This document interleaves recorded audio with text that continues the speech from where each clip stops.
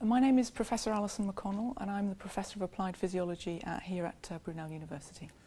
Which areas do you enjoy teaching in? I particularly enjoy teaching physiology and especially respiratory physiology to postgraduate students because it allows me to use a lot of the research that I've been engaged in over the last 20 years as part of my teaching material. Have you introduced any teaching innovations in recent years?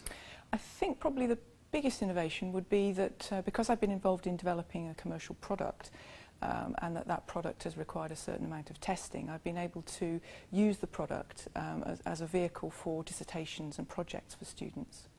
So let's talk about the product and innovation in your research. Could you give us a brief overview of the area that you're involved in? I'm interested in breathing during exercise and how breathing limits exercise tolerance, both in athletes but also in people who've got lung disease. And I started my research with a very simple question, which was, why do older people get more breathless when they exercise than younger people? And to cut a long story short, my hypothesis was based around the condition of their breathing muscles, which become weaker as we get older. So, how much weaker?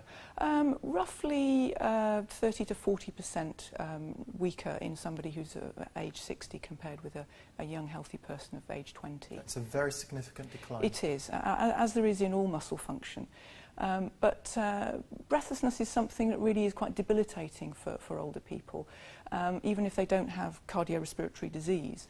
And so my hypothesis was, well, if we train these muscles that we use to breathe, can it make us less breathless? And I used these older people as a test population, if you like, primarily because they already have weakness.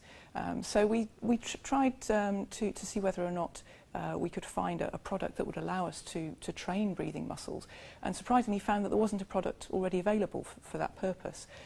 So I set about devising my own, and the Powerbreathe, which is now a product that's commercially available, was born, as you might say. And this was the very first Powerbreathe. As you can see, it's a very simple mechanical device. It's handmade, and this was the product that we did our very first experiments on older people to see whether or not we could make them less breathless. And how has the product evolved over time? Well, the results of those experiments were very positive, and that spurred me on to test my hypothesis in younger people, to see whether or not we could improve exercise performance in young people. And we found that we could, and that led to us beginning to appreciate that perhaps this might have some commercial potential. And so we managed to get some investment, and what you see here on the bench is the evolution of the Powerbreathe over the last, well, 15 years or so. We went from a handmade prototype, which was devised specifically for doing experimental work in the laboratory, to a pre-production prototype, which was part of the commercialization process, to the very first commercial Powerbreathe that was launched in the late 1990s. A slightly revamped version of the Powerbreathe, the original mechanical product, that was launched in 2000. And most recently, in 2010, we have the fully electronic product, and that was developed as part of a collaboration between Brunel University and the current owners of the Powerbreathe brand. So, which types of organisation have adopted this product? Wide range of organisations. Perhaps the best known would be the UK NHS, and we were finally successful in having Powerbreathe approved as the first training product, the first mechanical treatment, if you like, for a chronic disease in 2006, when the Powerbreathe was approved for prescription for the treatment of breathlessness. I'm just looking at the megastar Usain Bolt, who happens to be on a poster just above you. How might somebody of his ilk benefit from this product? Well, originally our research was focused on endurance athletes, and we found that performance improved in endurance athletes after training their breathing muscles.